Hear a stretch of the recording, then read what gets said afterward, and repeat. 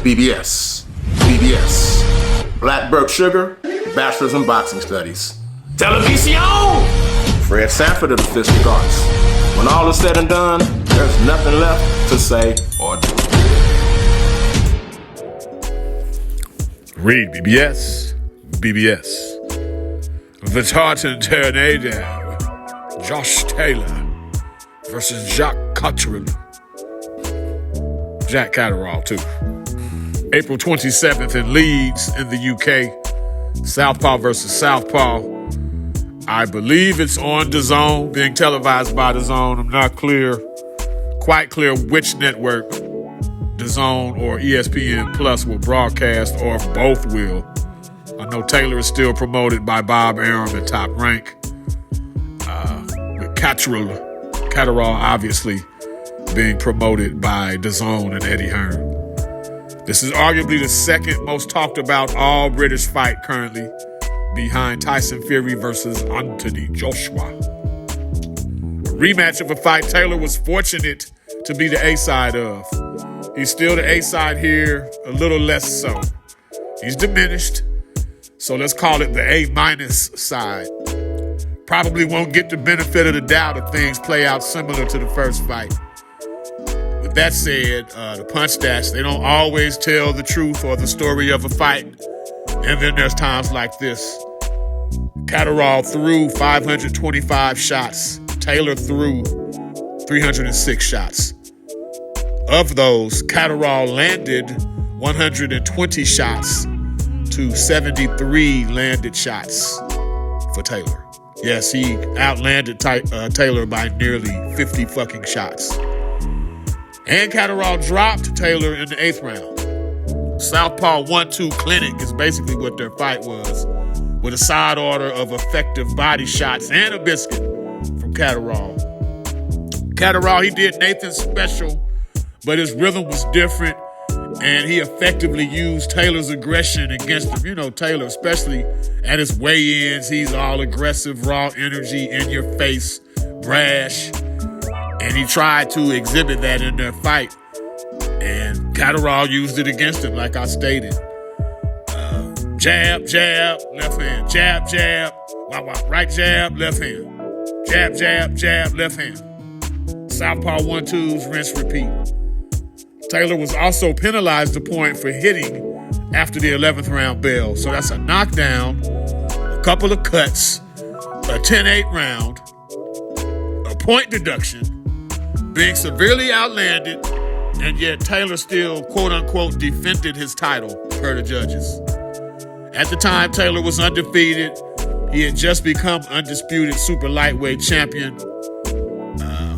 He unified versus Regis Prograis, then he dominated Jose Ramirez for undisputed. On paper, Catterall was a safe domestic homecoming fight for Taylor, a mandatory title defense before revisiting the bigger fights. And Bud Crawford was being mentioned at the time, with Teofimo eventually being the one to end up getting the date with Taylor, which became Taylor's one and only loss. Inactivity has plagued Taylor since winning the World Boxing Super Series and unifying versus Regis back in 2019. He's fought one time per year, each year since then. And the rematch with Catterall will be just the 5th fight in 5 years for Taylor.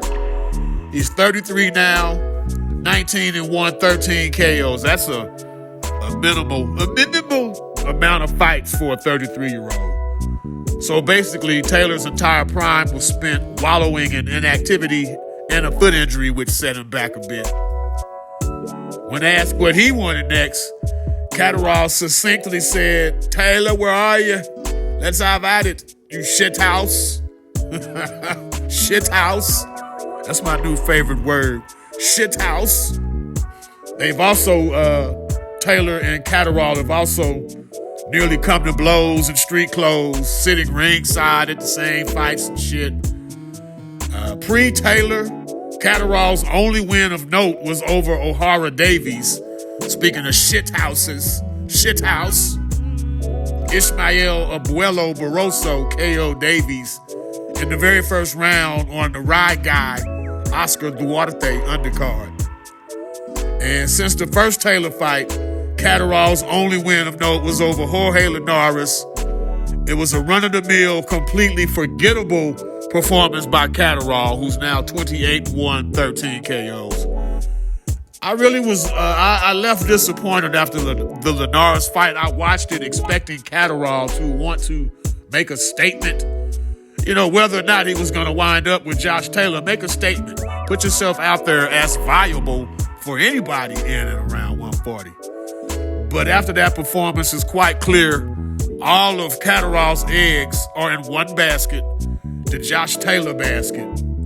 It's reminiscent of how Triple G made every move in the name of facing Canelo, neglecting any and everything else except for Canelo. Catterall even passed on an IBF eliminator versus Richardson Hitchens for this non-title rematch with Taylor. Now, there's more money here and more prestige, so it's not quite analogous, the comparison. But Catterall has clearly been fixated on Taylor, much the same way Triple G was fixated on Canelo. Taylor says he overlooked Catterall last time, had his eye on bigger fish to fry, but it won't be any fucking fish left to fry if he doesn't regain some luster lost from the first fight. Taylor wants to move up to 47 after this fight, but who gives a shit if he fails to impress versus Catterall? We're down to that point.